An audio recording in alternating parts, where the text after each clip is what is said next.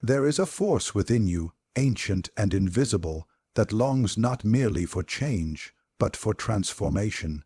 And yet, what is transformation if not the daily alignment of your outer life with the deep whispers of your inner self? You speak of habits as if they are mundane, as if brushing your teeth or walking each morning holds no sacred power.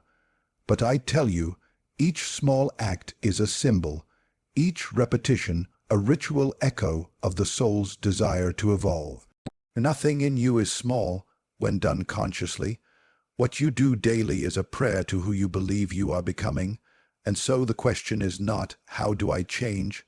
The question is, who am I becoming through what I repeatedly do?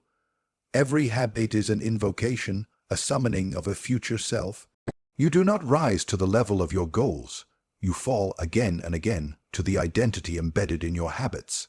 If that identity is unconscious, inherited, unexamined, then even the loftiest dream will crumble beneath the weight of invisible resistance. There are patterns within you, ancient as myth, that govern your actions. Some of these patterns you have called your personality, your nature, your flaws, but they are merely the footprints of your psyche trying to resolve its wounds through repetition. Until you see them, you will not master them, and until you master them, they will master you.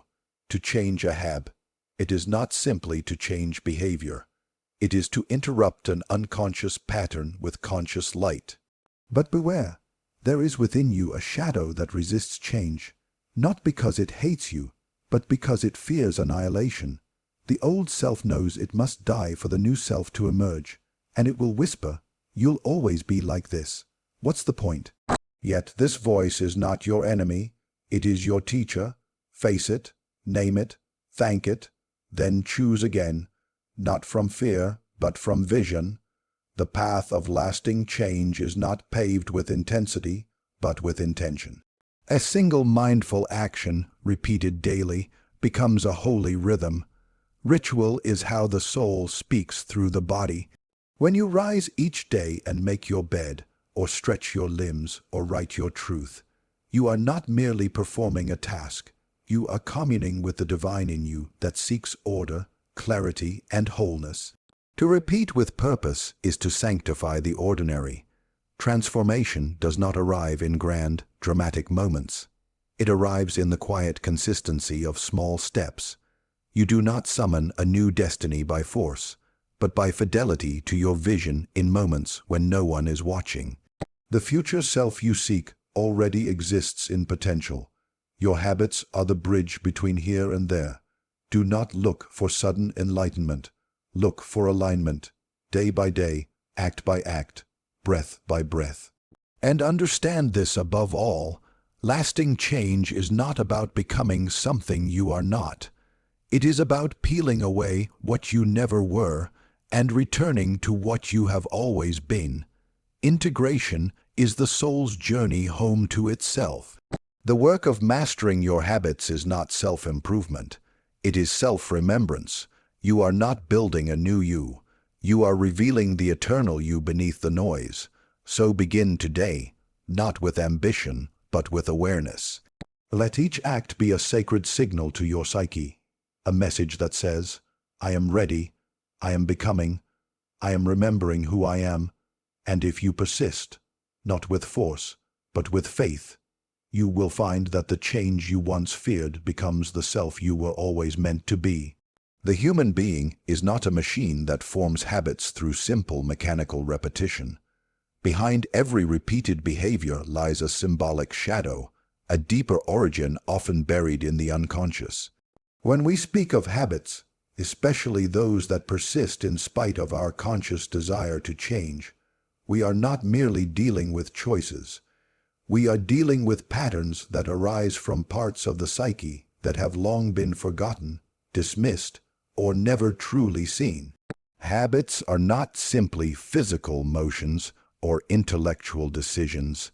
They are echoes, psychic artifacts, repeating themselves in a loop, trying to complete what was never resolved. You may believe that biting your nails, procrastinating, overthinking, or even compulsive productivity are just quirks or bad routines, But the psyche does not waste energy on randomness. Every repeated action is performing a function. Often, it is a protective one, protecting us from something we are not yet ready to face. These habits may seem trivial on the surface, but they act as messengers from the unconscious, trying to make us aware of something beneath. Until we learn to interpret the language of our own depths, we will continue to act out the same loops, wondering why change feels like pushing against an invisible wall. The unconscious mind operates through symbols, images, and feelings that often contradict our rational understanding. It does not speak in linear sentences or clean logic. It moves in patterns, cycles, dreams, and impulses, and when something is left unresolved, an emotional wound, a repressed memory, a disowned part of the self, it does not simply go away. It lives on in the unconscious, shaping how we see ourselves and the world. And one of the main ways it expresses itself is through habit. Take, for instance, a person who repeatedly self-sabotages every time success is within reach. On the surface, this seems irrational, but viewed from the perspective of the unconscious, it may be the expression of a deeper fear of being seen, a learned belief that success brings abandonment, or a childhood experience where praise was always followed by punishment. That repetition is not laziness or incompetence. It is the psyche's way of protecting the self from reliving an old trauma. Until that wound is faced and brought to light, the habit remains. It becomes the ritual of a pain trying to find voice. The unconscious does not forget.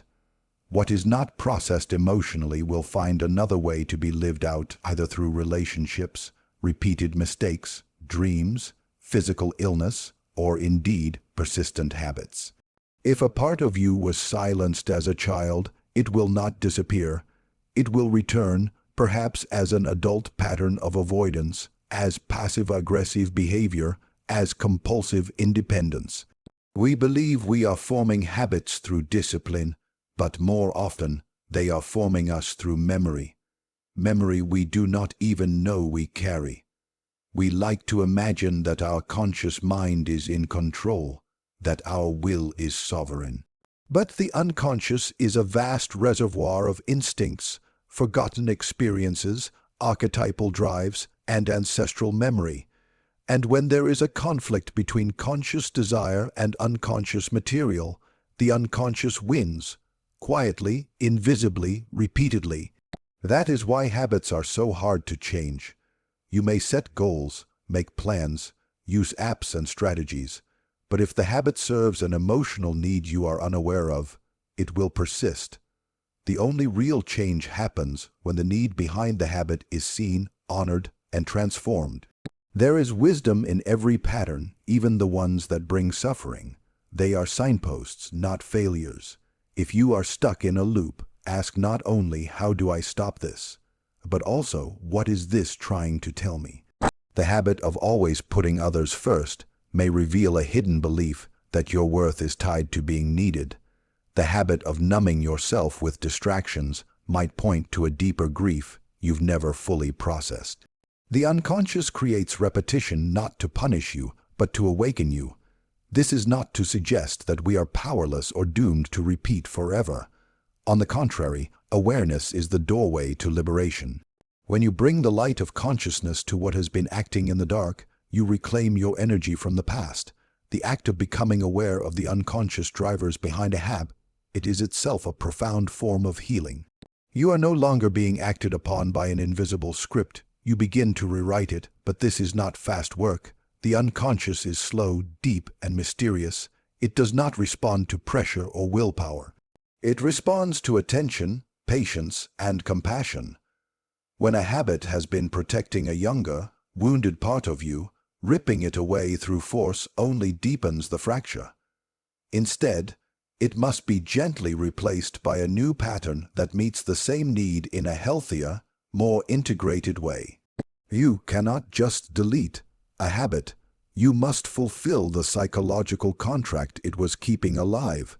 Sometimes, people try to change their habits by changing environments, partners, or routines.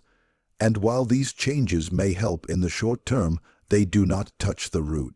Because wherever you go, the unconscious goes with you. It brings its history, its fears, its defenses, and its yearning for wholeness. Habits that persist across circumstances are almost always tied to unresolved psychic content. Changing them requires not just action, but insight. Dreams, for instance, are one of the purest expressions of the unconscious. They often dramatize our repeated behaviors in symbolic form. A dream of being stuck in a maze, of forgetting something important, or of chasing something that disappears just before you touch it. These are mirrors of habits that originate in deeper psychic loops. To pay attention to such dreams, or even to the feeling tones of our compulsions, is to begin a dialogue with the very force that drives repetition. In this way, habit formation becomes a spiritual practice. You are not simply trying to optimize your life or become more productive. You are engaging with the most intimate layers of your being. You are learning to listen to what your soul is asking for, and to offer it something better than what it settled for in your moments of pain. Replacing unconscious habits with conscious ones is not just behavioral change. It is the alchemy of self. Sometimes the original wound behind a habit is not even personal. It may be ancestral. Patterns of poverty mindset, self-abandonment, or hypervigilance may have been passed down through generations as survival strategies. The unconscious remembers not only your life, but the lives that came before you. When you interrupt such a pattern, you are doing sacred work. You are saying to the past, the pain stops here. I choose a new rhythm. To transform a habit, then, is not about perfection. It is about becoming a vessel for the deeper self to emerge. The outer repetition reflects an inner hunger for completion. Habits become prisons when they are unconscious. They become pathways when they are conscious. In every repeated behavior, ask, what am I not yet seeing? What need am I trying to fulfill? Who inside me is asking for attention? There is always a story beneath the habit. A child who felt unsafe and now needs control. A teenager who felt unloved and now seeks constant validation. An adult who fears stillness because it reminds them of emptiness. When you trace the thread back to its origin, the repetition begins to lose its power. You are no longer the puppet of a forgotten wound. You become the author of a new pattern. The journey toward change begins not with effort, but with awareness. If you find yourself stuck, do not rush to fix. Pause, reflect, listen. Your psyche is wise. It created the habit for a reason, even if that reason no longer serves you. When you understand the reason, you can release the behavior with reverence, not resistance, and in its place plant something new, not from fear, but from love. Repetition driven by the unconscious is always seeking wholeness. It tries again and again to get your attention, to say, look here, this is where you left yourself. When you answer that call, when you walk toward that wounded place with light and truth, the habit begins to dissolve. What once felt like a cage becomes a clue. What once ruled you becomes your servant. This is the deeper truth of habit. It is not merely mechanical, but meaningful. It is not shallow, but soulful. And when you treat it as such, you are not merely changing behavior. You are awakening.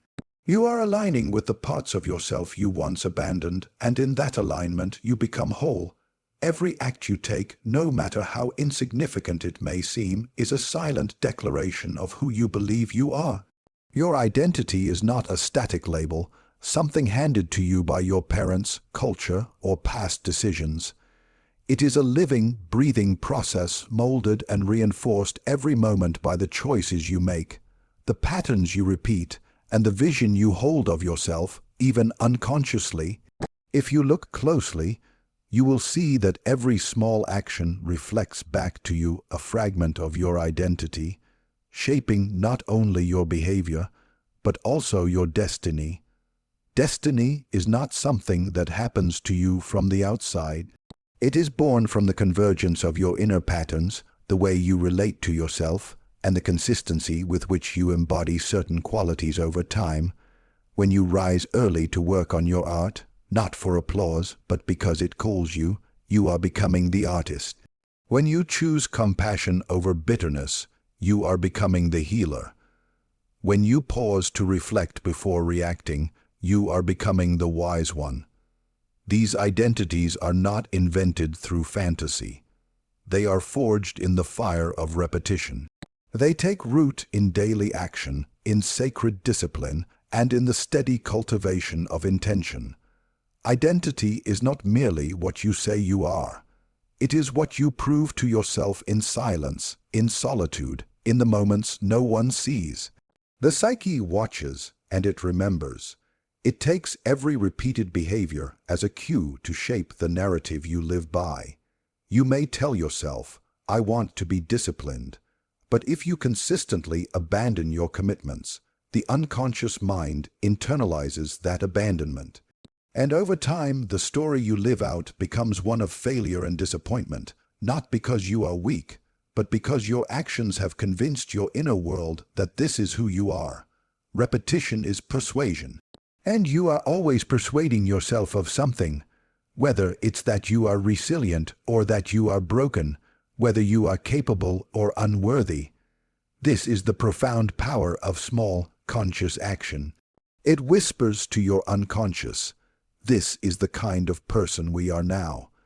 And over time, that whisper becomes a voice, and that voice becomes your identity.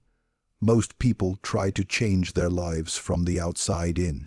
They pursue goals, change careers, or adopt new routines without ever transforming the internal image they hold of themselves. But without identity, level change, habits are fragile.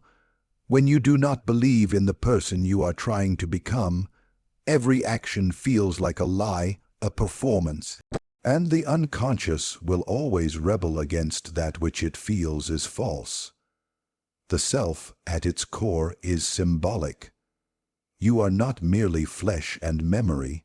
You are myth in motion, a story unfolding, and each small act adds a brushstroke to that image. If you wake up and write for 10 minutes each morning, even when uninspired, you are not simply practicing a skill. You are casting a vote for the archetype of the writer within you. If you return again and again to the gym, you are not merely burning calories. You are affirming the identity of one who honors their strength. These acts, repeated with devotion, are the rituals that give shape to your becoming. Archetypes are not fantasies or ideals. They are psychological blueprints that live in every person. They are the silent architects of behavior, shaping our desires, fears, and impulses. The warrior, the lover, the sage, the creator. These are not mere labels, but inner realities we access through action. When you act in line with a particular archetype, even in small ways, you begin to embody its traits. And the more often you act from that space, the more firmly it anchors itself as your identity. Destiny, then, is not a cosmic lottery. It is the long-term consequence of the archetype you choose to embody, and that embodiment begins with small, intentional acts. Consider how effortlessly people stay stuck in self-sabotage. It's not because they are incapable of change, but because they unknowingly reinforce the wrong archetype. Each time you say, "I'm just not good with money," and act accordingly, you deepen the identity of the financially helpless.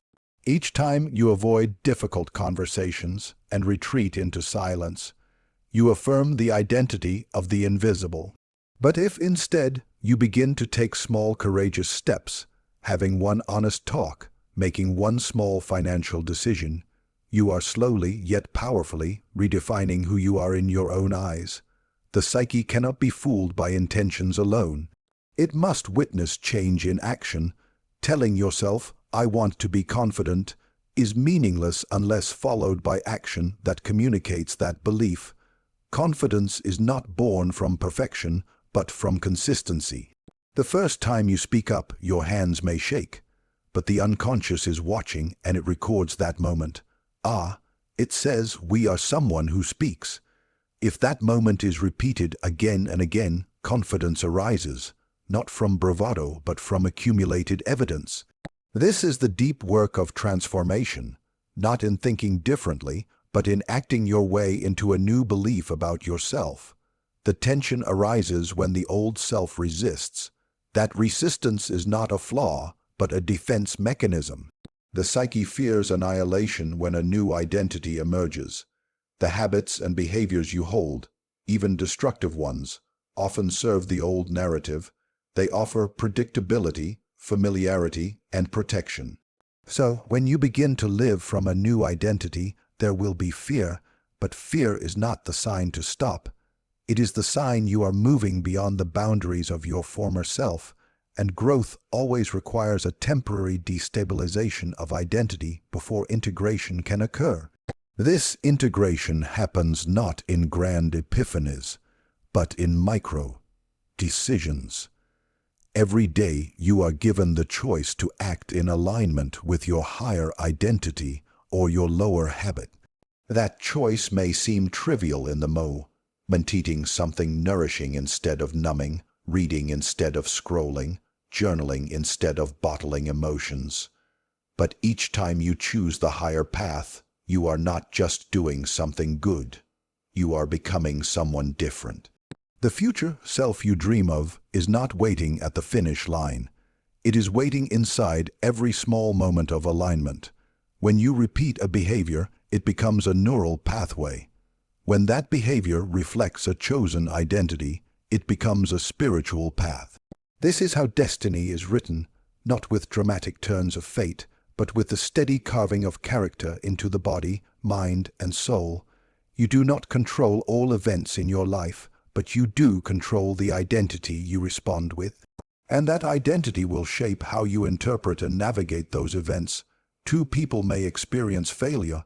One sees confirmation of worthlessness, the other sees fuel for transformation. The difference is not the event, but the identity that filters it. This is why change is so difficult when pursued solely from the outside. You can lose weight, gain money, change partners, but if you still see yourself as unworthy, insecure, or unlovable, you will sabotage what you have gained. The unconscious always acts in accordance with identity. You will not tolerate a life that is out of alignment with the person you believe yourself to be. Raise your identity, and your actions will follow. Lower it, and even your wins will collapse under the weight of self-betrayal. So ask yourself, in every moment of habit formation, who am I becoming by doing this? What kind of character am I feeding? Every thought, every gesture, every word has power. You may think no one sees, but the part of you that watches everything, your inner witness, sees it all, and it remembers. To act with intention is to offer that witness a new script, a new myth to live by. The process of identity transformation is not linear. It requires patience, grace, and humility. You will relapse, regress, forget. That is part of the myth too. Every hero doubts their path. Every sage falls silent. What matters is not perfection, but return. Can you return to the identity you are cultivating, even after moments of weakness? Can you remember, again and again, that every small act is sacred, that every choice is a chisel carving your destiny? Identity is destiny, not because it controls the future like a prophecy, but because it guides every step toward it. You do not become something all at once. You become through repetition, through daily ritual, through the steady honoring of who you choose to be. The person you dream of becoming is not far away. They are already inside you, waiting to be chosen, again and again and again. The psyche does not speak in words, it speaks in patterns. Beneath the surface of language, logic, and reason lies a deeper mode of communication, one that is older than thought and more profound than speech. These patterns of thought, of emotion, of behavior are not random or meaningless. They are the symbolic vocabulary of the unconscious, shaping not only the inner contours of our psyche, but also the outer structures of our lives. To understand yourself, you must learn to read these patterns. To change your reality, you must learn to speak in their language. Habits are not merely tools for productivity or efficiency. They are rituals through which the psyche expresses its intentions, conflicts, and desires. When a habit is repeated consistently, it crystallizes into a pattern, and that pattern, once embedded, begins to act as a container for psychic energy. Each time we act out a habit, we are reinforcing a symbolic message about who we are, what we believe, and how we relate to the world. These patterns form the architecture of identity. They tell the story of our past, reflect the state of our inner world, and quietly sketch the blueprint for our future. Most people live unaware of the patterns they are repeating. They find themselves in the same arguments, drawn to the same types of relationships, stuck in cycles of self-sabotage or burnout.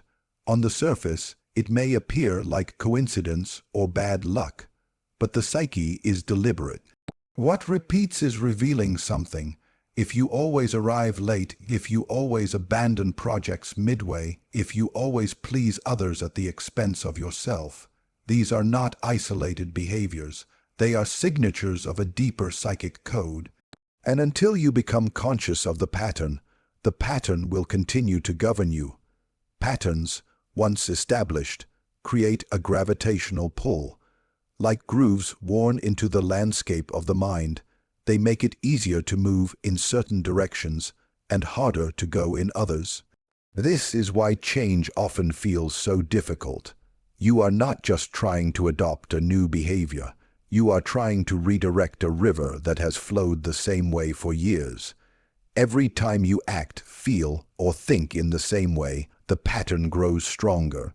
But every time you interrupt it, no matter how subtly, you begin to weaken its hold. The psyche takes notice. It listens not to declarations, but to evidence, and repetition is its proof. There is wisdom encoded in every pattern. Even destructive habits serve a purpose. The person who chronically avoids conflict may carry an ancient wound from a home where confrontation meant danger. The one who works compulsively may be trying to outrun a core belief of inadequacy.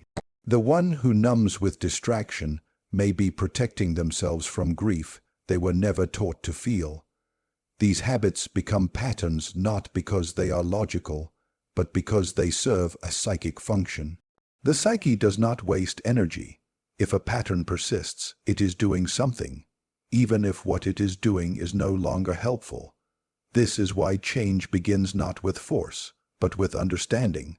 You cannot fight a pattern you do not understand. You must observe it, study it, ask it what it wants. When you begin to recognize a repeated behavior as a message rather than a flaw, you enter into dialogue with the unconscious, and the unconscious, once heard, begins to shift. What was once rigid becomes fluid. What was once compulsive becomes conscious. What was once fate becomes choice. The patterns we live are not only internal, they manifest externally, shaping our relationships, careers, environments. If you carry a pattern of scarcity within, you will find yourself in situations where abundance feels unreachable. If you harbor a pattern of abandonment, you will subconsciously choose partners who cannot stay. The outer world mirrors the inner blueprint. This is not superstition, it is psychological law. We are drawn to that which confirms our inner reality. We interpret ambiguous situations in ways that match our core beliefs. And we act in ways that invite the very outcomes we unconsciously expect. The pattern becomes a loop, self-sustaining, self-fulfilling, but the reverse is also true. When the inner pattern changes, the outer reality eventually follows. This is not instantaneous. The psyche does not rush.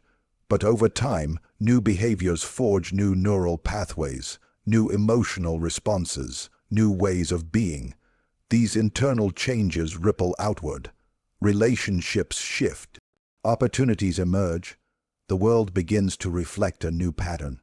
Not because the world has changed, but because you have. You see differently.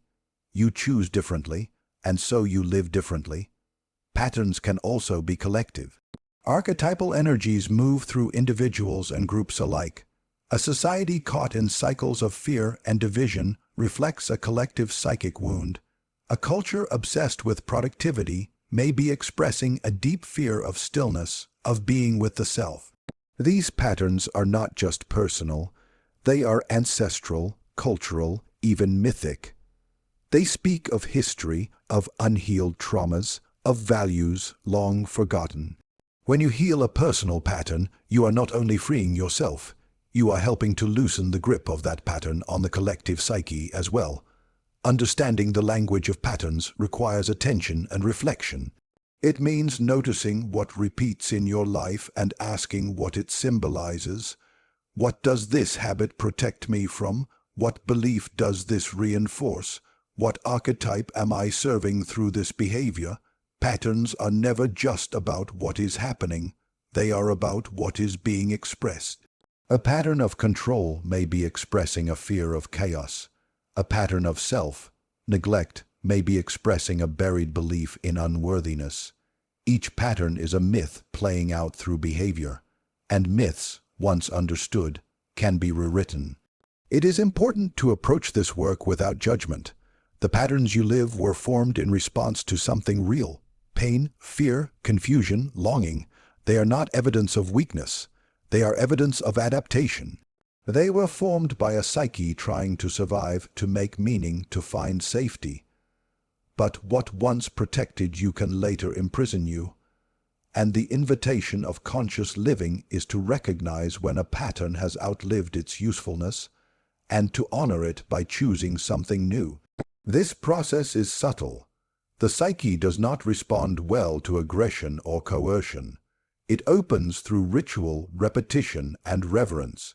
Changing a pattern is less like breaking a habit and more like reweaving a tapestry.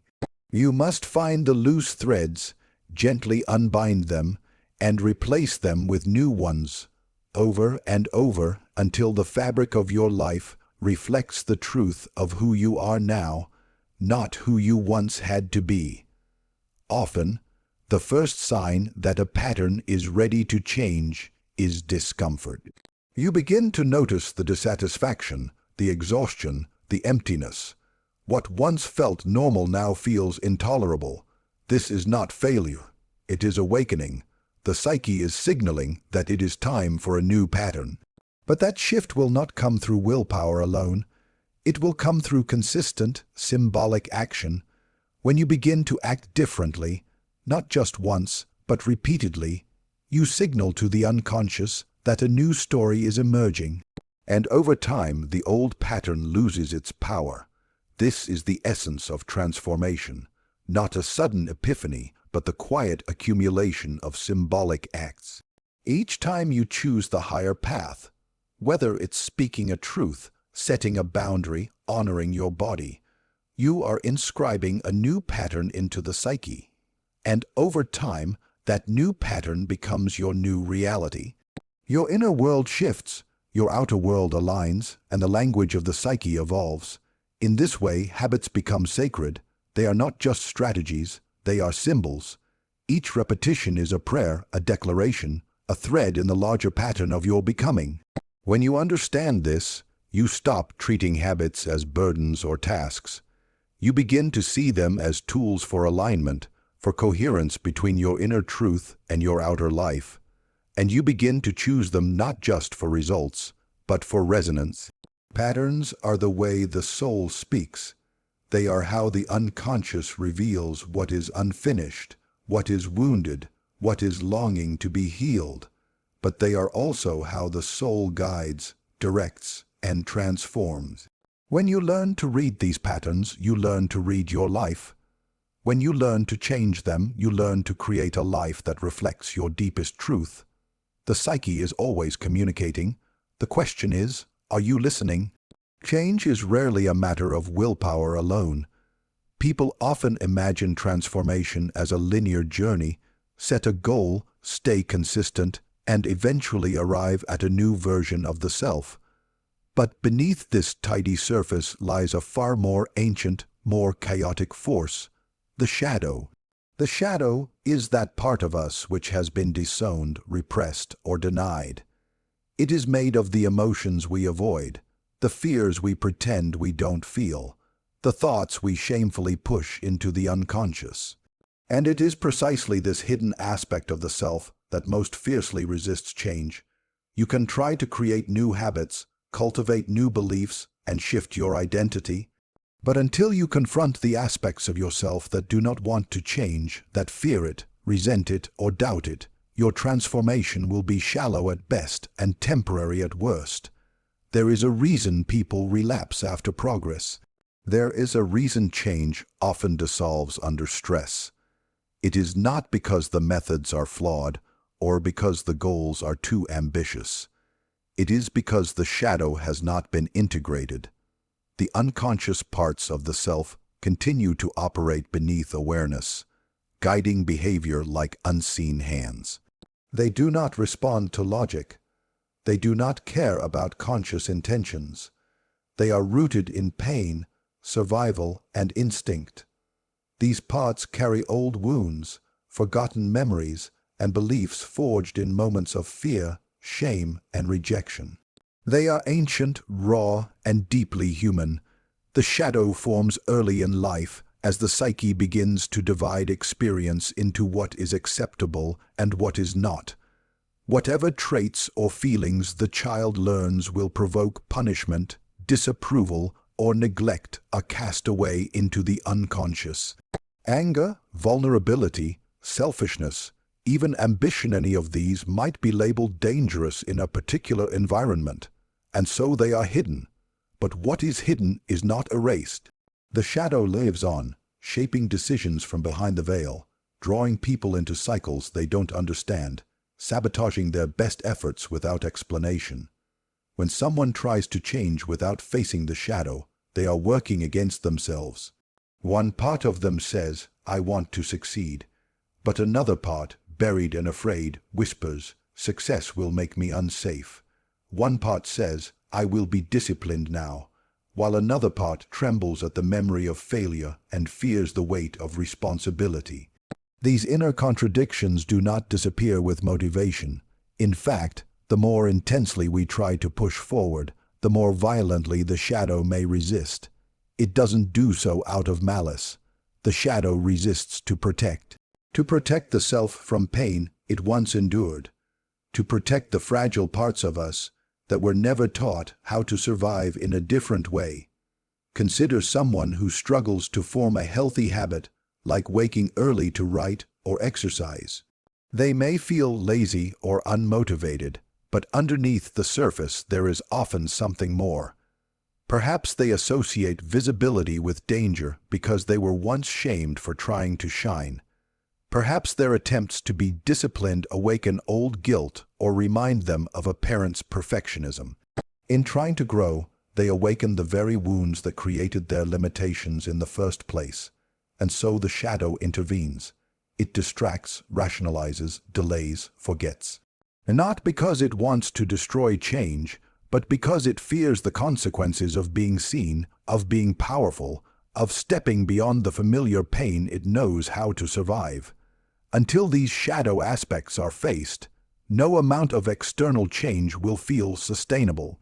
A person might lose weight, gain status, or become highly productive, only to find themselves anxious, depressed, or sabotaging their progress in ways they don't understand. This is because the shadow does not trust the new identity. It sees it as a threat, and so it pulls the psyche back into the known patterns, the ones tied to past wounds but coated in the illusion of safety. To face the shadow is not to fight it. That is the mistake most people make. They try to silence it, discipline it, overpower it with will. But the shadow does not respond to domination. It responds to acknowledgement. What it needs is to be seen, heard, and understood. The parts of you that resist change must be invited into the light, not exiled deeper into the dark. When you meet them with compassion, curiosity, and courage, something remarkable happens. The resistance lessens, the sabotage slows, the once fragmented parts of the psyche begin to integrate, and only then can true change begin to take root. This process requires deep self-honesty. You must ask, what part of me does not want this change? What does that part believe? What is it trying to protect? These are not easy questions. They require you to look where it hurts, to the grief you avoided, the anger you disowned, the shame you buried. And yet, this is the crucible of transformation.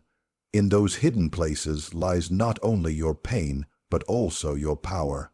The shadow contains the energy needed to grow, but that energy is bound up in outdated survival strategies. When you release it, when you offer new pathways for expression, the energy can be redirected toward conscious goals. Change is not about becoming someone else. It is about becoming more fully yourself. But to do so, you must reclaim the pieces of you that were cast into the dark. You must make peace with your own contradictions. You must learn to walk forward while holding hands with the parts of you that still tremble, still resist, still doubt. This is what integration looks like, not a clean slate, but a deepening wholeness. When the shadow is welcomed, it stops sabotaging, it starts supporting. This kind of inner work is slow, it cannot be rushed. The unconscious does not obey deadlines. It unfolds on its own terms, through dreams, triggers, patterns, and insights. But every small act of awareness brings you closer to freedom. Every time you pause before reacting, every time you sit with discomfort instead of fleeing it, every time you reflect instead of repressing, you are sending a message to the shadow: I see you, I am listening. And with enough time, the shadow becomes an ally rather than an enemy. The journey of transformation, then, is not linear or logical. It is spiral, symbolic, archetypal. You will revisit the same themes again and again, each time from a deeper level. Just when you think you've changed, the shadow will emerge with a new face. Not to ruin your progress, but to show you where more love is needed, more understanding, more presence. Real change is not sterile. It is messy, emotional, and sacred. It is not just a matter of discipline, but of initiation. You are not just forming new habits. You are becoming someone who holds their complexity with strength and compassion. When change becomes truly lasting, it is not because the shadow disappeared. It is because the shadow was befriended. It is no longer forced into silence or hidden behind masks. It is known, honored, and integrated into the fullness of who you are. The energy that once went into repression now becomes available for creation. The fear that once fueled avoidance now becomes the fire of transformation. This is the deeper work that most systems of change neglect. They speak only to the conscious mind. They offer steps and strategies, but not sanctuary for the parts of you that fear those very steps. But you are not only a mind, you are a soul, and the soul's journey toward wholeness cannot be reduced to checklists. It must include the forgotten, the rejected, the feared. Until it does, change will always feel like a fight. But when the inner war ends, a new path opens, one that is rooted not in control, but in truth, not in perfection, but in presence, not in force, but in love. So, when you notice yourself falling back into old patterns, do not rush to judge. Pause and listen. Ask, what part of me is afraid? What memory does this awaken? What does my shadow need from me right now? These questions are not signs of failure. They are signs that you are finally ready to change from the inside out. Only when you face what resists within you will change become more than temporary. It will become inevitable, because then every step forward will not be a battle but a reunion with the self you were always meant to become. Rituals are the secret architecture of the psyche. They are not merely habits dressed in ceremonial clothing. They are the living pulse of the soul, embodying deep intention and symbolic resonance. When action is repeated with awareness and purpose, it ceases to be mechanical and becomes sacred. This is the transformative power of ritual, its ability to carry the soul across the thresholds of chaos, to bring coherence to the fragmented self, and to stabilize the deep waters of inner life. Meaningless repetition dulls the spirit, but when infused with direction and depth, repeated action becomes the very mechanism through which the soul is nourished and grounded. In a world dominated by speed and distraction, the sacred is often exiled to the periphery of consciousness. People are conditioned to value efficiency over depth, outcomes over presence, and productivity over inner alignment. But the soul does not operate by the metrics of the external world. It craves rhythm, structure, and devotion. It seeks to participate in life through symbolic acts that reflect the inner landscape. This is why rituals, no matter how simple, are so powerful. They give the soul a container in which it can express itself. They provide form to the formless, making the invisible visible. When you perform a meaningful ritual, whether it is morning silence, lighting a candle before work, walking at dusk, or journaling with sincerity, you are not just completing a task. You are making a statement to the unconscious. This moment matters. This action is not random, it is chosen. Over time, the psyche begins to respond. The ritual becomes a signal, a doorway into a particular state of being. The body remembers, the emotions align, and the deeper self awakens. This is the essence of sacred repetition, not the act itself, but what the act invokes within. Rituals differ from habits in one critical way: intention. A habit can be unconscious, automatic, and even compulsive. A ritual, even if repeated daily, is conscious and connected to a deeper truth. It is not something done simply to check a box, but something done to connect, to the self, to spirit, to meaning. When you make tea in silence each morning as a way to honor your breath and begin the day with clarity, it is not just brewing a drink, it is returning to center. When you stretch before bed to release the burdens of the day, you are not just loosening muscles. You are creating space in the psyche for dreams to rise. Through repetition, the ritual becomes an anchor. In times of change, it grounds. In moments of uncertainty, it orients. When the outer world is unpredictable or the inner world is turbulent, the ritual remains, and in its constancy, the soul finds refuge. This anchoring is not superficial. It reaches into the unconscious and restores order where chaos might otherwise reign. It says to the fragmented self, here is a place of stillness, here is a rhythm you can trust. People often overlook the sacredness of their own actions. They dismiss the power of their routines because they are simple, but the soul does not measure value by complexity. It measures by sincerity. A handwritten note, a moment of eye contact, a pause to breathe with awareness. These are all rituals when performed with presence. And the more one lives with this consciousness, the more ordinary life begins to reveal its sacred dimension. The mundane becomes mystical when it is done with heart. This principle is essential in the journey of change. When a person seeks transformation, they must create new rituals that reflect the self they are becoming. These rituals serve not just to modify behavior, but to rewire the symbolic structure of identity. If you wish to become more disciplined, you do not merely set alarms and deadlines. You create a ritual of beginning your workday with purpose, of ending it with gratitude. If you wish to heal your body, you do not merely eat differently. You turn meals into moments of nourishment and reverence. In this way, change is anchored not in willpower alone, but in soulful alignment. There is also a mysterious element to ritual. It opens a dialogue with the unconscious. The psyche does not speak in words. It speaks in images, patterns, symbols, and acts. A ritual, repeated with intention, becomes a symbol in motion. It tells the unconscious what you value. It sets the tone for who you are becoming. Over time, the unconscious responds in kind. New dreams emerge, new insights arise, resistance softens. You are no longer just thinking your way into change. You are embodying it through sacred repetition.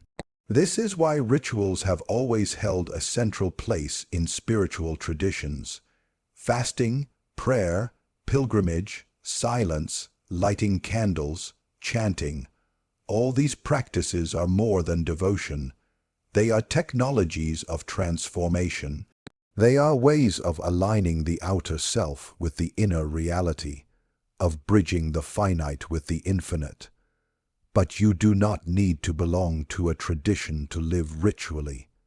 The sacred is not confined to temples. It is present wherever intention is made holy through action. Yet, it is not enough to perform rituals mechanically. If they become dry or forced, they lose their potency. The power of a ritual lies in your relationship to it. If you resent it, it becomes a burden. If you fear it, it becomes a cage. But if you approach it with openness, it becomes a portal. This is why the best rituals are often simple and personal. They reflect your inner truth, not someone else's formula. They are born from what your soul needs, not what society expects. Some people resist ritual because they associate it with rigidity or superstition. But in truth, ritual is not about control. It is about connection. It is not about manipulating outcomes. It is about aligning with the essence of life. In a world where so much is uncertain, rituals offer a path back to the self. They create a rhythm that transcends chaos. They remind us that even in the flux of time, there are moments that are timeless. Moreover, rituals are not only tools for personal grounding. They are also bridges between people. Shared rituals create community. They foster intimacy and trust. Whether it is a family meal, a shared meditation, or the quiet exchange of greetings, these repeated actions form the invisible threads of human connection. They build a culture of presence. They say to the other, "You matter, this moment matters." And in this way, the ritual becomes not only a path inward, but also a gesture outward, binding the soul to the world. As with all sacred things, rituals require discernment. They must evolve as you evolve. A ritual that once nourished may later feel empty. When that time comes, it must be released or reimagined. The soul is not static. It grows, it deepens, it hungers for different expressions of truth. The wisest approach is to remain in dialogue with your own practices. Ask, does this still serve me? Does this still reflect who I am becoming? And if not, listen for the new ritual waiting to be born. Ultimately, to live ritually is to live with reverence. It is to recognize that every day contains moments of choice, moments that can be infused with presence or lost to distraction. The ritual is how you choose to wake up, how you choose to create, how you choose to be in relationship. It is how you remind yourself what matters when the world tries to make you forget. In this way, the smallest act, when done with intention, becomes a ceremony of the soul. To repeat with meaning is not to be trapped in routine. It is to be rooted in purpose. It is to plant your awareness into the soil of time, again and again, until your life blossoms with depth. This is the gift of ritual. It turns the repetition of the ordinary into the unfolding of the extraordinary. And through it, the soul is not only anchored, but awakened. Transformation, in its truest and most enduring form, does not arrive with thunder and lightning. It does not crash into our lives with grand gestures or radical overhauls. Instead, it whispers, it inches forward, it unfolds subtly, patiently, like the blooming of a flower whose roots have been deepening unseen for seasons. The soul does not leap, it unfurls through small, consistent acts of becoming. This is the sacred power of micro-transformation, the steady rhythm of tiny movements that, over time, carry the self from shadow into light, from fragmentation into wholeness. We are conditioned to seek dramatic change. We are drawn to declarations, reinventions, and the idea of shedding the old self overnight, like a snake shedding its skin. But this desire for sudden metamorphosis often arises not from depth, but from desperation. The psyche, like nature, resists force. It does not bloom on command. It grows in accordance with internal readiness and external nourishment. And so, when we attempt to rush transformation, to force ourselves into new identities through sheer willpower or performance, we often trigger resistance. What is not integrated cannot be sustained, and what is not honored in its slowness cannot deepen. True transformation is more akin to alchemy than to revolution. It is subtle, inward, and symbolically rich. It begins with a choice so small it may appear insignificant. The decision to rise 5 minutes earlier, the pause before reacting, the single breath taken in the middle of a storm. These moments are not trivial. They are sacred. Each is a doorway. Each is a statement to the unconscious. I am ready to relate to life differently. And when this message is repeated, not through grand claims but through daily consistency, the deeper psyche listens. The unconscious responds not to pressure but to pattern. One breath does not change the nervous system, but one breath taken every day begins to form a new rhythm. One kind word to oneself does not heal old wounds, but repeated kindness builds a relationship with the self that was previously neglected. One moment of reflection will not transform a life, but it plants the seed of awareness. That seed, if tended, begins to take root. Micro-transformations work because they are humble. They do not provoke the ego's defenses or the shadow's sabotage. A sudden vow to become completely different may awaken all the fears, traumas, and doubts that live in the unexamined places within us. But a soft shift, a subtle ritual, a quiet change slips past those defenses. It does not alarm the wounded parts. It coaxes them gently into cooperation. Like sunlight inching through a forest canopy, micro-transformation brings light in increments, allowing the entire system to adjust, to integrate, to trust. There is an ancient intelligence in the way small changes ripple outward.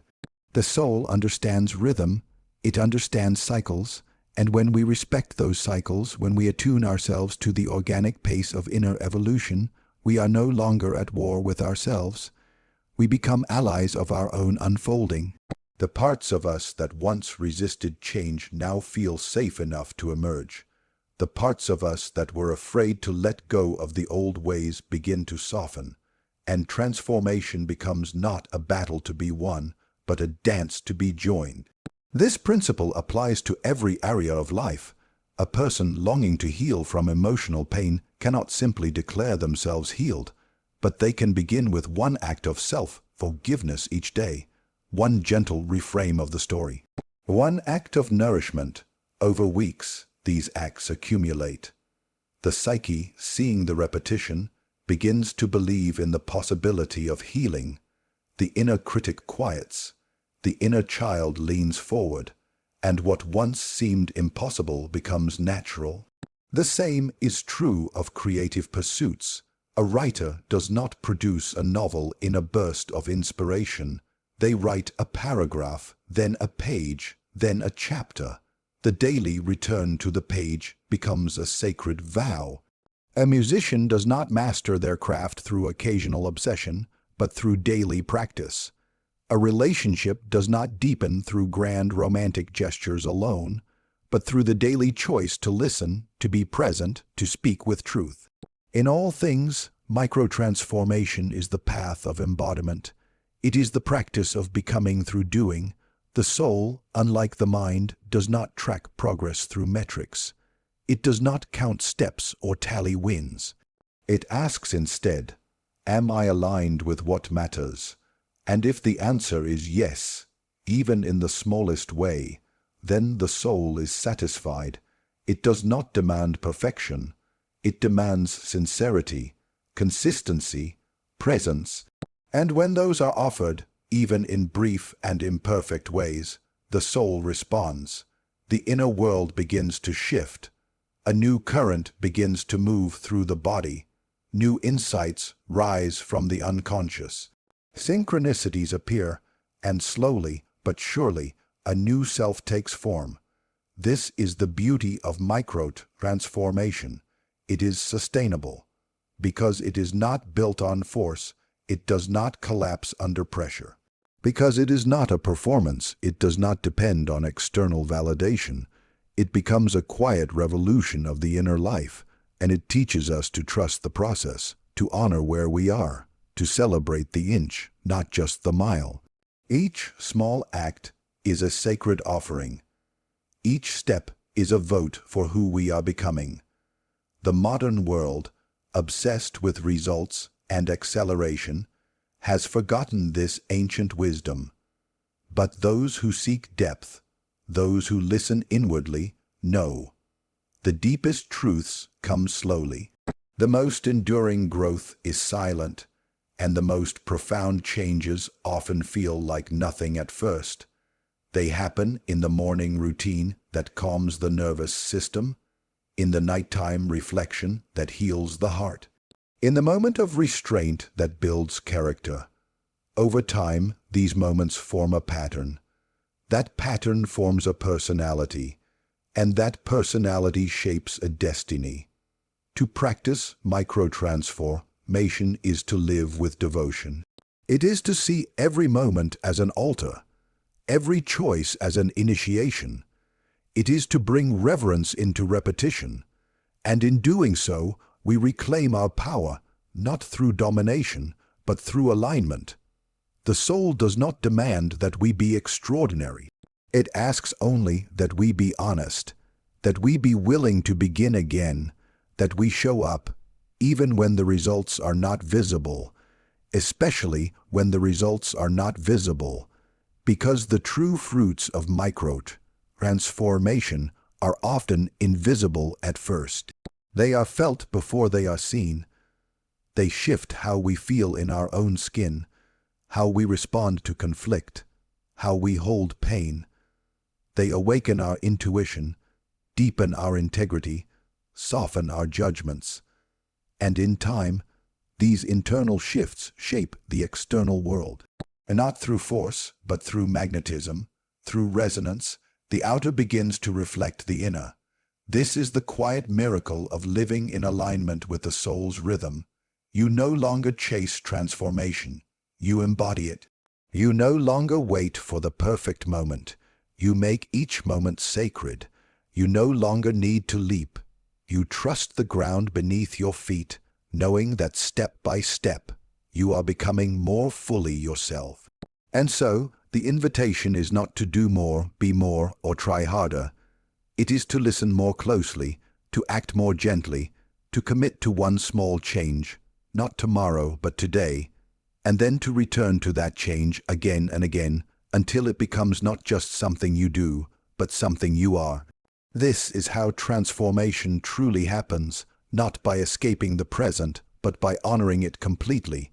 And when you live this way, when you embrace the sacred power of micro-transformation, you are no longer caught in the illusion of delay. You realize that every moment is the moment, every breath is the beginning, every small act is the unfolding of destiny. The soul does not leap, it awakens slowly, beautifully, completely. And in that awakening, you remember, you were never far from wholeness. You were simply learning how to return. Lasting change is not about accumulation, addition, or the layering of new traits over the old self. It is not the performance of improvement or the mimicry of someone else's path. It is not striving to become something you are not. True transformation, The kind that does not evaporate with time or collapse under pressure arises from the process of integration. It is the return to wholeness, not the pursuit of novelty. It is not about escaping who you were, but about including who you were within a deeper, more conscious version of who you are now becoming. The path of real change is not linear, it is circular. It brings you back to yourself, only more aware, more whole, and more capable of holding complexity. Many who begin the journey of self-change mistakenly believe they must replace one identity with another. They try to overwrite the past, to deny the shadow, to suppress the inner contradictions that make them feel fragmented. They seek to become better by becoming different, but the soul resists this strategy. It does not want to be improved like a machine. It wants to be remembered, reclaimed, and expressed fully. The aspects of the self that are excluded do not disappear. They go underground into the unconscious, where they sabotage progress from behind the scenes. What you push away in an attempt to evolve does not vanish. It waits and it influences. And until it is brought back into awareness and accepted, it remains in tension with the new self you are trying to build. Lasting change cannot emerge from rejection. It emerges from reconciliation. It is not a process of escape, but of integration. Integration means that no part of your past, no feeling, no failure, no wound is left unexamined or unwelcomed. Everything is brought into the circle. You do not discard your history, you digest it. You do not deny your fears, you learn to speak with them. You do not silence the inner critic. You discover its origin and invite it into dialogue. Slowly, through this process, the many fractured aspects of the self begin to cohere into something stable, rooted, and authentic. This is why transformation that is only behavioral or cosmetic cannot last. You can change your habits, alter your schedule, speak affirmations into the mirror, but if the deeper structures of the psyche remain fragmented, if your values remain misaligned, if your inner wounds remain unacknowledged, then the change will not endure. You may hold it together for a while through discipline and desire, but eventually the unintegrated parts of you will rise, not as punishment, but as a reminder. You cannot become whole by splitting yourself further apart. You cannot become new by refusing to be real. The work of integration requires courage. It asks you to sit with discomfort. It asks you to slow down when the world pushes you to hurry. It asks you to revisit memories you would rather forget, to listen to inner voices you would rather silence, to hold truths that do not always flatter the ego. But in this confrontation with the full spectrum of your being, you begin to uncover the seeds of real change. Not the kind that comes from imitating others or escaping pain, but the kind that emerges from deep self-acceptance and alignment with your inner reality. You do not need to add more to yourself to become whole. You need to become more intimate with what is already there. You need to explore the roots of your beliefs, the origins of your emotional responses, the shape of your inner stories. You need to ask, which parts of me have been left behind? Which voices have I ignored in order to be acceptable to others? Which dreams have I buried under the weight of practicality or fear? And you need to invite them back, not to take over, but to be honored, seen, and integrated. As you integrate more of your inner world, your outer world begins to shift in ways that are organic, not forced. You begin to choose from a place of clarity, not compulsion.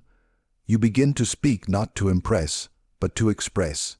You begin to act not from the desire to be validated, but from the recognition of what feels true. You no longer need to constantly seek external change to feel alive, because you are rooted in an inner change that is quietly, constantly unfolding. This process of integration is not always glamorous. It does not always produce instant results or dramatic breakthroughs, but it does produce something far more valuable: stability, congruence, and depth. You become someone whose outer life reflects the truth of the inner life, someone who is not ruled by unconscious patterns, but guided by conscious values, someone who can hold paradox without being torn apart by it, someone who is not constantly reinventing themselves, but continually deepening into themselves, and that depth is what the soul longs for. Not noise, not novelty, but depth. A life lived from the core rather than the surface. A life that is not reactive, but responsive. Not scattered, but centered. This kind of life does not require you to become someone else. It requires you to become fully, fearlessly, unmistakably yourself. Integration is also about rhythm. It is not a one-time event. It is a continuous relationship with the self. As you evolve, new layers emerge, new truths reveal themselves, new wounds surface to be healed. Integration is not about fixing everything once and for all. It is about remaining in conversation with your inner world. It is about creating space within yourself for all your parts to coexist, to be acknowledged, and to transform through inclusion, not exclusion. This is why deep transformation is so rare, because it demands the slow, patient work of self-reclamation. It does not reward speed or external achievement. It rewards presence, honesty, and the willingness to walk into the unknown terrains of the psyche. It requires that you surrender the fantasy of perfection and instead embrace the reality of complexity. That you stop striving to become someone you admire and instead begin to love the one you already are, wounds, flaws, contradictions, and all. In this way, the journey of transformation becomes less about arriving at a new destination and more about becoming able to be fully where you are. Less about adding and more about subtracting the masks, the false roles, the inherited narratives that no longer serve you. Less about performing change and more about embodying truth, because when you are fully integrated, you do not need to announce your transformation. You simply live it. It radiates through your presence, through the choices you make, through the energy you carry. The integrated person is not the perfect person. They are not without pain or struggle, but they are honest, they are anchored. They are able to hold their darkness without being consumed by it, to stand in their light without being inflated by it. They are not driven by unresolved trauma or hidden shame. They are in touch with their own complexity, and because of that, they move through the world with compassion, with discernment, and with quiet power. And so, when you seek change, real, lasting, soul-aligned change, remember this. It is not something you find outside yourself. It is not a formula or a method. It is a return to essence, a reconciliation of your inner contradictions, a reintegration of the self. It is not an escape from who you are, but a deeper commitment to who you have always been, underneath the noise, underneath the fear, underneath the conditioning. Let the journey of transformation be a homecoming, not a departure. Let it be slow, not rushed. Let it be real, not impressive. Let it be guided by truth, not trend, and trust that everything you need is already within you, waiting not to be replaced, but to be remembered, waiting not to be hidden, but to be held, waiting not to be improved, but to be integrated. This is how change becomes lasting. This is how the soul returns to wholeness. Lasting change does not ask you to become someone else. It calls you to remember who you truly are beneath the noise, the fear, and the false roles you've learned to wear. The journey is not outward but inward, not about improvement but about integration. Wholeness is not achieved by adding more, but by reclaiming all the forgotten, silenced, and wounded parts of your being and bringing them into the light of your conscious presence. When you stop running from your complexity and start embracing your truth, transformation ceases to be a performance. It becomes a sacred unfolding.